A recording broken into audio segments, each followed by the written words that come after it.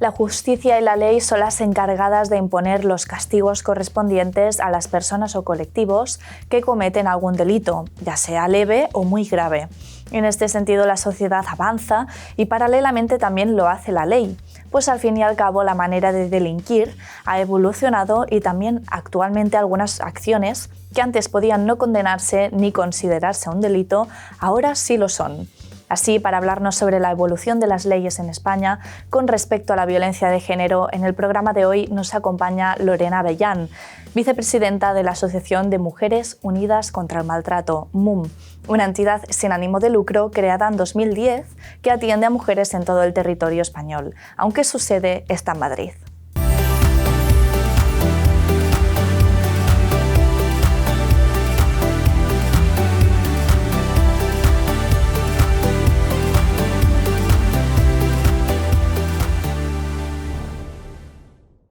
Pues hoy tenemos con nosotros a Lorena Abellán, vicepresidenta de la Asociación MUM. Bienvenida, Lorena. Muchas gracias, buen día. ¿De qué leyes dispone España contra la violencia de género? Bueno, pues España dispone actualmente de una serie de leyes contra la violencia de género que son fruto o que están originadas directamente de una presión social que hubo en el año 97 a raíz de la muerte quemada viva a manos de su marido, de una mujer que se llamaba Ana Orantes y que era una mujer maltratada, que llevaba 30 años sufriendo palizas y que su marido, pues como te digo, la quemó viva. A raíz de la presión social que este caso creó, se fueron conformando esta serie de leyes de las que te voy a hablar ahora. Pero primero, antes, me gustaría decir que existía en el Código Penal lo que se llamaba violencia doméstica, simplemente, que se castigaba con 6 meses de prisión, ¿vale? Y que prácticamente no se aplicaba porque el código social hacía que, o el patriarcado en el que vivimos, hacía que la sociedad considerase que todavía era una cuestión en la que no había que entrar, que había habido motivos suficientes probablemente para que esa agresión se hubiera dado, y se les denominaba básicamente crímenes pasionales y estaban como muy normalizados en la sociedad. A partir de 1995, lo que se llamaba el Código Penal de la Democracia, pues se fueron endureciendo las penas y ya sí que se hablaba un poco de violencia, más violencia de género, ¿no? Pero aún seguía siendo muy escaso, ¿no? Simplemente se endurecieron las penas, pero no había una ley específica, ¿no? Hasta, como te digo, hasta el 2004, tuvimos que esperar hasta el 1 de abril de 2004 para que se creara esta ley que se llama Ley Orgánica 1/2004 de 28 de diciembre de medidas de protección integral contra la violencia de género, que es una ley revolucionaria y además es pionera en Europa, porque es una ley que ya establece que la violencia de género es una violencia diferente de lo que es una violencia doméstica. La violencia de género es la que se da específicamente contra la mujer. La violencia doméstica queda reservada a la violencia dentro del ámbito doméstico para padres, madres, hermanos, familiares, ¿vale? Además, esta ley pionera lo que hace es que distingue no solamente a la pareja, o sea, reconoce a la pareja no solamente como víctima, sino a las que son las que tienen una relación análoga de afectividad, parejas de hecho, exparejas, ¿vale? Además, es una ley que dota al sistema de una serie de instituciones especiales, además de juzgados específicos en violencia de género. Es una ley que además asocia lo que es la violencia de género al tema de la igualdad, en este caso la desigualdad de la sociedad, combina a los poderes públicos, o sea, deja en la responsabilidad de los poderes públicos la resolución de la violencia de género, habla de prevención también, cosa que eso era inaudito antes, ¿no?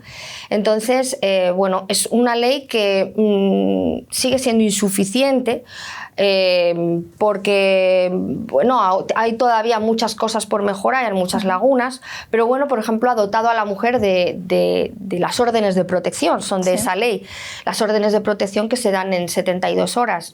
El problema es que tienes que denunciar. Si no denuncias, obviamente no puedes acceder a ellas. Los juicios rápidos también son de esta ley, ¿no? Vienen dados por esta ley. En fin, es una ley que dentro de lo que podíamos esperar no está mal, pero es bastante mejorable. Después tenemos... ¿Cómo en qué partes, digamos? Pues es mejor... ¿Veis que es insuficiente? Es insuficiente porque, mira, yo considero que, por ejemplo, en el tema de los hijos, a los que se les debería de considerar también como víctimas, ¿vale? Y ahí deberían de tener las mismas posibilidades de protección que las mujeres. La orden de protección es para la mujer, pero no para los hijos. Y después, por ejemplo, los maridos o las parejas maltratadoras no se les priva de la patria potestad de los hijos. Yo siempre he dicho y he considerado que un hombre maltratador no es un buen padre, y siguen teniendo derecho de visitas ciertos hombres que no solamente han maltratado a lo mejor psicológicamente a la mujer, sino también físicamente delante de los niños. Pero si han agredido directamente al menor, entonces sí, ¿no? Que no tendría esa posibilidad de verlo.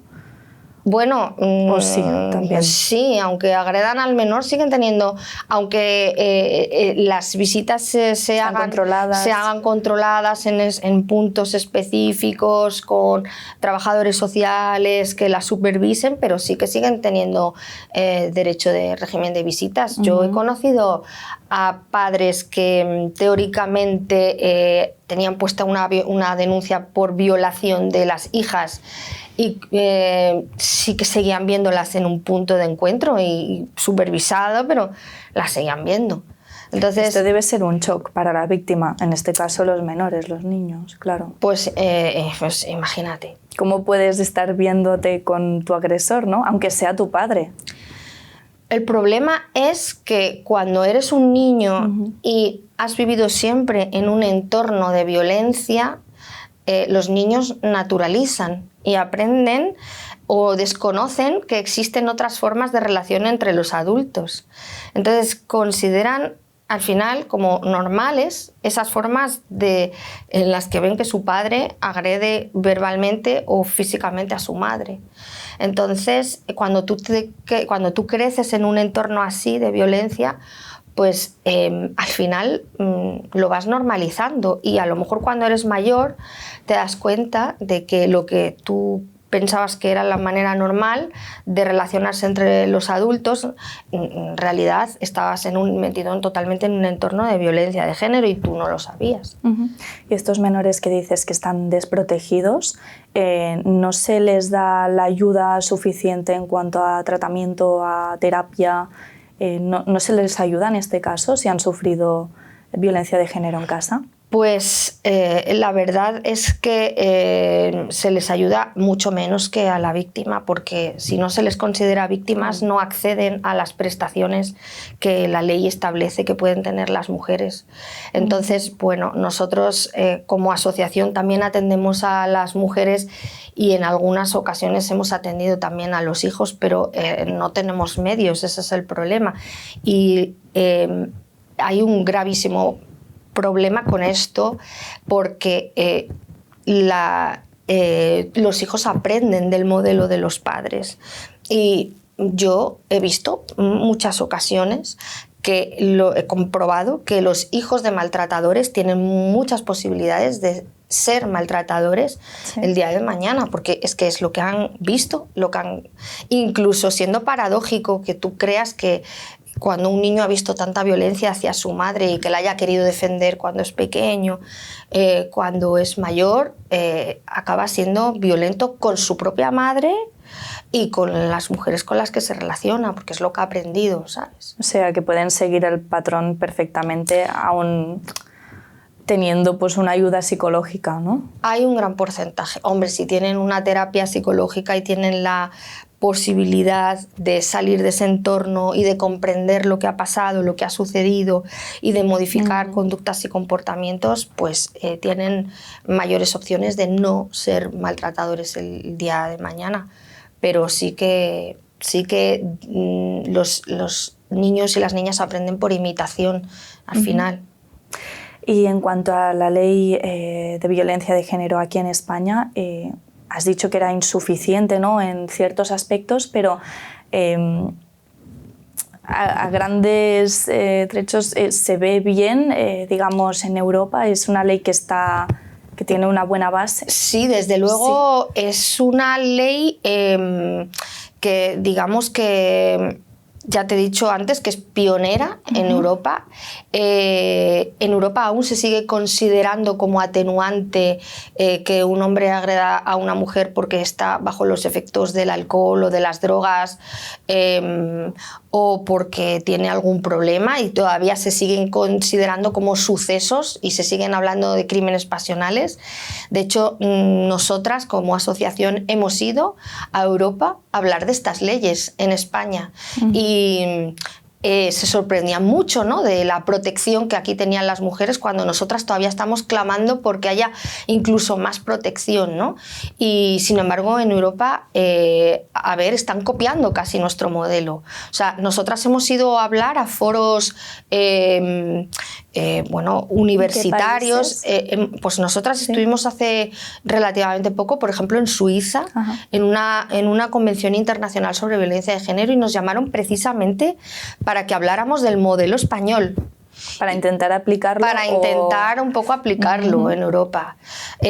Luego tenemos también otras leyes, ¿no? Tenemos una ley que también es pionera, que es la ley sobre igualdad. Esta ley que se hizo en el 2007 viene un poco a enmarcar lo que es la igualdad y la equidad, por ejemplo, en las relaciones laborales, en el acceso al trabajo, en las medidas de conciliación familiar, un poco a regular el tema de la igualdad en la sociedad. Una cosa es la protección, las medidas contra la violencia de género, y después hay otra ley que permite que el tema de la igualdad se ponga encima de la mesa en todos los aspectos de la sociedad, en el trabajo fundamentalmente, en el acceso a igualdad de oportunidades, a la equidad en la conciliación familiar, en la equidad de sueldos, transversalmente en todas las asignaturas que se estudian en los colegios. O sea, es muy importante. Y después recalcar que además durante la pandemia este año también ha salido una nueva ley para permitir que se aplicaran medidas extraordinarias a mujeres que estaban viviendo situaciones gravísimas de convivencia extrema con el maltratador, y que se pudieran aplicar las leyes, o sea, que se pudiera darles fuerza a las leyes para que en una situación como esta de pandemia las mujeres no quedaran desprotegidas. Claro, es que ahora debe haber sido súper complicado, ¿no? Si estabais en contacto con víctimas, sí, ahora salir del entorno, ¿no?, del hogar, digamos. Bueno, pues tú imagínate los meses de confinamiento. O sea, en los meses de confinamiento, mujeres que han tenido que convivir 24 horas al día con sus maltratadores habituales. Que además, pues un hombre que está... todos nos hemos sentido durante la pandemia, pues en un estado de nerviosismo, ¿no?, en casa, imagínate, encerrados, ¿no? Entonces, se ha disparado. Al volver a salir se ha disparado. No, se ha disparado dentro. O sea, se ha disparado durante los tiempos de confinamiento, y la violencia en general no ha cesado, se ha incrementado. Los casos, estamos viviendo ahora días en los que te iba a decir, ha habido como un pequeño boom, ¿no?, porque justamente veían que no podían retener a la víctima, ¿no?, de estar en casa todo el día 24 horas a poder salir y hacer vida. esto les ha supuesto nerviosismo a los maltratadores. Bueno, depende, porque depende de las circunstancias de cada mujer, porque hay mujeres que... A ver, una mujer víctima puede ser cualquiera, de cualquier estatus social, Sí. de cualquier, con cualquier capacidad o con cualquier tipo de formación. Puede ser una ejecutiva que trabaja como una ama de casa, con lo cual hay mujeres que salen a trabajar y cuando vuelven tienen lo que tienen en casa, y hay otras que no salen de su casa, nunca. Yo he conocido mujeres a las que los hombres las encierran. He conocido mujeres, yo he conocido a una que su marido la tuvo encerrada 6 años en casa sin Claro, salir. esto es un secuestro. Sí, es un secuestro. Con su hijo. 6 años sin pisar la puerta de la calle. O sea, es El que niño tampoco podía salir. Tampoco, el niño tampoco, ni a pasear, ni al médico, ni a nada. Entonces, he Pero conocido... claro, no hay nada que no puedan ver que esas personas están encerradas porque el niño debe ir al colegio, entonces... Sí, pero mientras el no niño se dan- fue pequeño, pues no, porque, bueno, tú ten en cuenta que tú a los niños no tienes obligación de escolarizarlos hasta los 6 años. Claro. Con lo cual, bueno, pues si aquí no ha habido servicios sociales, no ha habido denuncias, no ha habido... Entonces, nadie se entera. Claro, hay algo que falla, o los vecinos, o algo debe fallar si llevan tanto tiempo encerrados, ¿no? 2 personas. ¿Sabes qué pasa? Que puede ser? la sociedad sigue pensando que no debe meterse en cierto tipo de cosas. ¿Y qué les dirías a esa gente que a veces no, A ver, no se quieren meter o por miedo o por lo que sea? A ver, es que hay que tener en cuenta también que la gente no sabe las consecuencias que esto puede traer para la víctima. Entonces, yo no digo que tú no veas una agresión en la calle y no lo denuncies, sí, claro, pero tú como ciudadano vas a denunciar una agresión que ves en la calle, como cualquier otra cosa, como si ves un robo o cualquier crimen, ¿no? Pero... yo muchas veces lo digo, hay que saber las consecuencias que luego puede tener esto para la víctima. A lo mejor es mucho mejor acercarse y darle una tarjeta de la asociación y decir, si te sientes preparada, llama aquí un día. Esto yo lo he hecho. Sí. Yo lo he hecho, o sea, yo sí me he acercado después a ver a una persona que había sido agredida en la calle y le he dicho, llama aquí. Sí que han habido movimientos, ¿no? de mujeres que se ponían como un punto, pequeñas cosas, ¿no? Sí, para ir a la farmacia. Eso, para mostrarlo, ¿no? Mínimamente, para que alguien avisara. ¿Sería una opción hacer algo así para intentar salir de una situación complicada como esta? Puede ser una opción. El problema es que hay que entender que la mayoría de las mujeres que están en esta situación tienen una grandísima vergüenza por estar sufriendo esta situación. No creas que no lo saben. Claro que saben dónde están. Hay algunas que no, ¿eh? Hay algunas que consideran que es normal lo que ellas viven. Porque lo han vivido siempre, quizás. Porque lo han desde vivido casa y siempre. han normalizado. Hay algunas que te dicen que, bueno, que su marido les maltrata lo normal y que si no que si no las pegaran sería síntoma de que no las querrían. Algunas te dicen esto. Todavía las hay. Y luego hay otras que es que tienen tanta vergüenza de exponer públicamente lo que les pasa. Ajá. O de pensar que no las van a creer, que no son capaces de verbalizarlo. ¿Vale? Es que psicológicamente es que es muy fácil decir, tienes que denunciar, tienes que hacer esto, pero es que... Claro, ponte en su lugar. Ponte ¿no? en su lugar. Que a lo mejor es una mujer que es que psicológicamente está destrozada, anulada, que tiene miedo a pensar que a lo mejor no tiene trabajo y depende 100% económicamente de ese maltratador. Si lo maltrata y él se va a la cárcel, ¿ella en qué situación económica se queda? Es que también hay muchas cosas que hay que tener en cuenta. Hay mujeres que hacen balance y creen que les compensa. ¿Entiendes? O sea, yo he visto y yo he hablado con muchas mujeres que dicen, es que me compensa porque yo no tengo dónde ir. O ¿quién me va a creer a mí? O ¿quién me va a querer a mí? Claro, están ligadas de manos y pies porque han estado pues viviendo una situación como, bueno, de sumisión, ¿no? Que la otra persona se siente por encima, ¿no? de ellas. Absolutamente. Tú ten en cuenta que la base de la violencia está en el control. Entonces, el maltratador ejerce un control tal sobre la víctima que la acaba anulando como individuo, como persona. Y ella cree que ella es la culpable de los ataques que tenga él, ¿no? De los arranques de agresividad, porque él te va a decir, es que mira lo que me has hecho hacer, es que yo no soy así, a mí no me gusta hacer esto, pero es que no me has dejado más opción, ¿no? Entonces la víctima. Ella sí, entonces ella cree que se lo ha merecido. Muchas te lo dicen, es que me lo he merecido. Es que... o he intentado cambiarle porque el amor todo lo puede y entonces yo le voy a cambiar. Pobrecillo, es que sufre mucho. Pobrecillo. El pobrecillo... yo lo he oído tantas veces, pobrecillo, y no puedes, tienes que cambiar la mentalidad de esa mujer. No es tan fácil decirle, actúa ya, ¿qué haces? ¿Qué estás esperando? ¿Es que te gusta que te peguen o qué? Esto también lo he oído yo.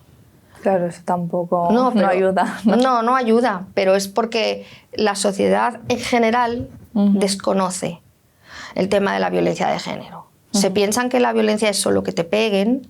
Entonces, y no hay mucho más detrás. Y hay mucho más detrás. Bueno, me imagino que el objetivo final es que estas leyes acaben desapareciendo, ¿no? Porque ya no haya violencia de género. ¿Crees que es una utopía eso? Yo creo que esta generación no lo va a ver, ni probablemente la siguiente.